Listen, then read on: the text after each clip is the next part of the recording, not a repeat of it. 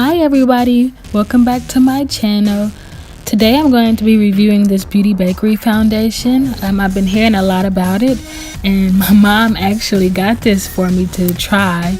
I think she saw it online, and after seeing some of the reviews I was pretty confused about it, only because the shade range, although it does have a very good shade range, when I would see people put it on, it was one color and then it would dry down like a shade or two darker, and that's kind of hard to do or choose from when you're buying online. I also heard from different reviews that the process to actually getting it on was bad or it was challenging, so I wanted to try it out for myself, and I'm gonna let you guys keep watching and take a look at the results. Everything I use will be linked down in the description box, but for today I'm going in with the Tarte, the Blur Primer. It's one of my favorite ones. It gives my foundation more of an airbrush look. And for this foundation, I'm going to do what I always do and use a damp beauty blender. And so like I said before, I've seen many people say that it was pretty hard to put on and that it turns matte very, very quickly. But I didn't experience it, and maybe it's because I do use a damp beauty blender instead of a brush or something. But this foundation, it does come with an oil. Well, not come with, you have to buy the oil separately, but you're supposed to use the oil as a primer before you put the foundation down, of course, and it's supposed to make the application of the foundation easier. Me personally, I don't like putting oils on my face because I have super oily skin. The only oil I've ever really used is the Luna oil from Sunday Riley, and that's because it has the retinol in it and it's supposed to help with acne scarring and dark marks. So I chose not to use the oil, but as you can see, I really don't have a problem putting it on. The foundation to me is medium coverage, but it is, or it does seem to be, buildable. But I usually just go in with a few pumps in each section of my face, and that does me pretty well. If you do go onto the Beauty Bakerie website, they do provide sort of a color match for your foundation. So let's say you're looking in their foundation and you want to choose color 17, then they'll show you a foundation from another brand in color that it's similar to try to help the process out, since it is hard finding foundation online in your right shade. And they do have a very, very, very good color ray. I do take my foundation down to my neck and kind of behind my ears, and depending on where I'm wearing, to the upper part of my chest. But sometimes I don't do that until after I'm dressed, just because I don't want to get makeup on my clothes. But yes, I try to blend my foundation out for a little while, just so I can kind of get a smooth finish. For my concealer today, I'll be using Kat Von D, which I have her foundation and I really like it, so I wanted to try the new formula for the concealer, even though I know it's probably been out for like a year and a half or 2 years or something like that. I'm just not getting around to getting it, so and I like it. It has pretty good coverage. It blends out very well, and most of the time I'll mix it with my Tarte concealer, which is pretty light, to help give me the light or pop and highlight that I really like under my eyes. But this is a pretty light shade, so I don't have to use too much of the Tarte concealer, as you see here.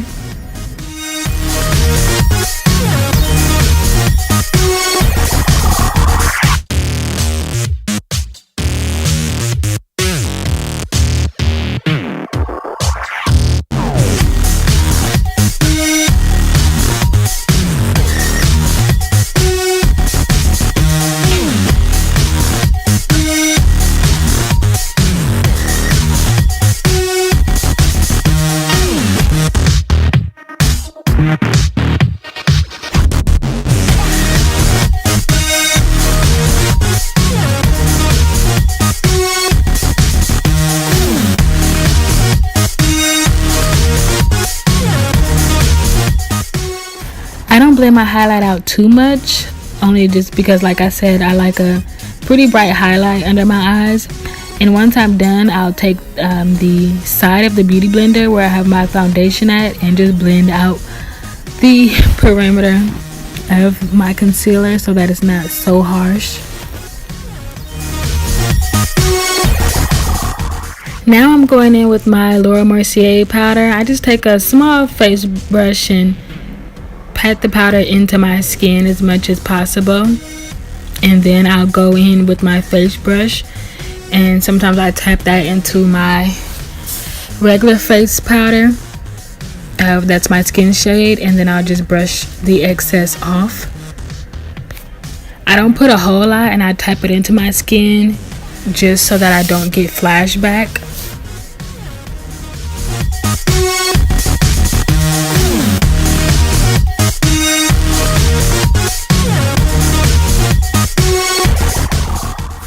I used to do cream contour, but I stopped. I like the result of powder contour better for me. And this is a NYX contour palette that I got back in 2015, and so a long time ago. And I just take the first two shades and just mix it. I don't like a very harsh or deep contour.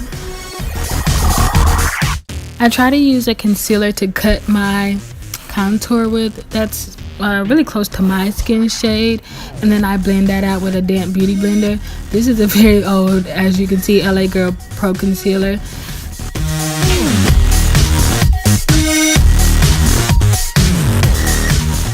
And so I'll blend it out with the beauty blender, and then I'll switch to the side where my foundation was, and then I'll even go in afterwards with my face brush and the Fit Me foundation powder and blend it out even more so it's not too harsh.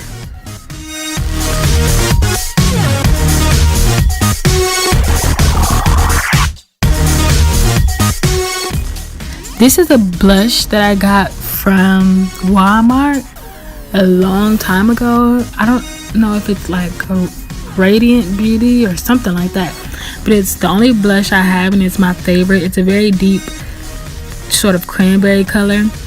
And I was watching a YouTube video a long time ago, and maybe it was Star Milan, I think it was, and he put blush like over his contour and on his forehead contour, and so I really love the look of that. It just kind of makes your contour pop even more and just gives it like this more bronzed, nice finish. So I've been doing that ever since, and I really like it.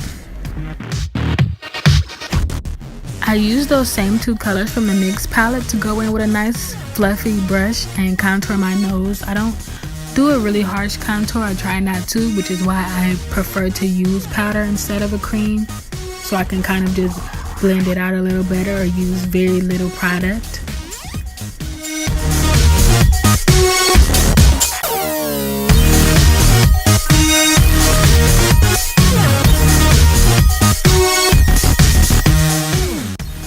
So I'm going back into the Juvia's Place palette, the Nubian 2, and I'm going to take the dark orange shade that I used on my eyes and just put it under my waterline and just kind of smoke it out with that shade.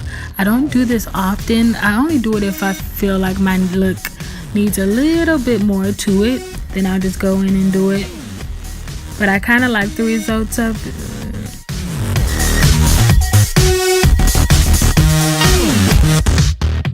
For my lips, I'm going to use this chestnut lip liner from MAC.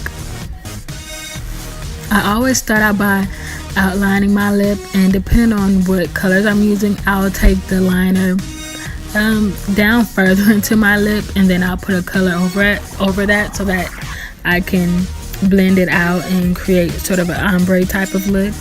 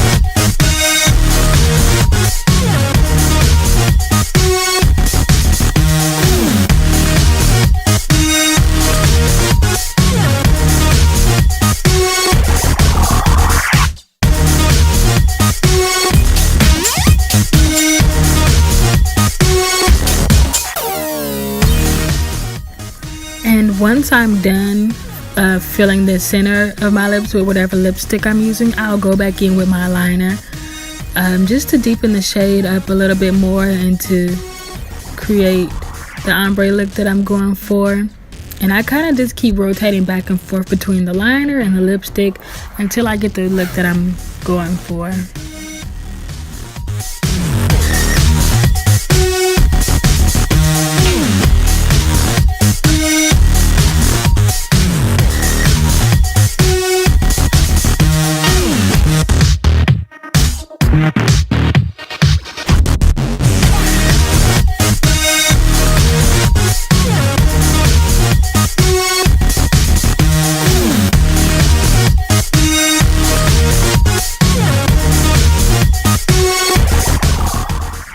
So this is my favorite setting spray. It is the Urban Decay De-Slick. This is the only one I use, and I go in twice.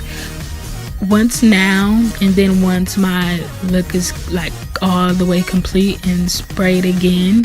And I drench my face in it. This is a Makeup Shea Love, one of her loose powders highlights, and I believe it was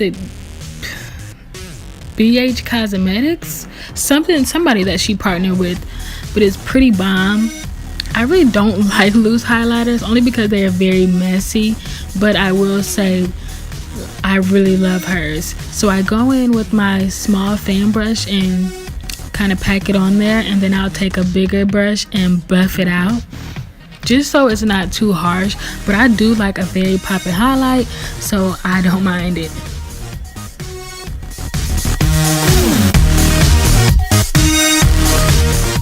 So now I'm going to go in with the Master Chrome highlighter from Maybelline, and majority of the time I highlight my Cupid's bow, the point of my nose, the bridge of my nose. Sometimes, not all the time, I highlight the corners of my eye, and then I'll highlight underneath my brow bone, just because that's what I like to do. If you don't like to do it, you don't have to. It's just a preference of mine.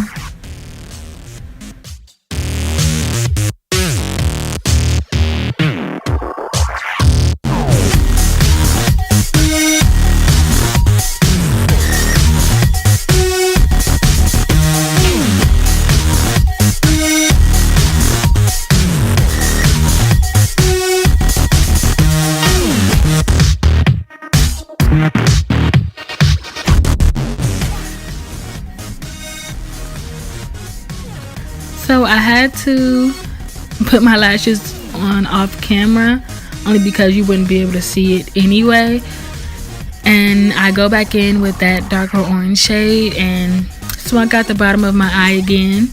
And here's my final setting spray mist that I do before I walk out of the door. So yeah, all in all, I really do like the Beauty Bakerie Foundation. I would say that it might look lighter when you're looking at it online or when you see tutorials of it, but it will dry down to 1 or 2 shades. I wore it all day and it really kept the same coverage. It didn't give me any problems. It's very affordable.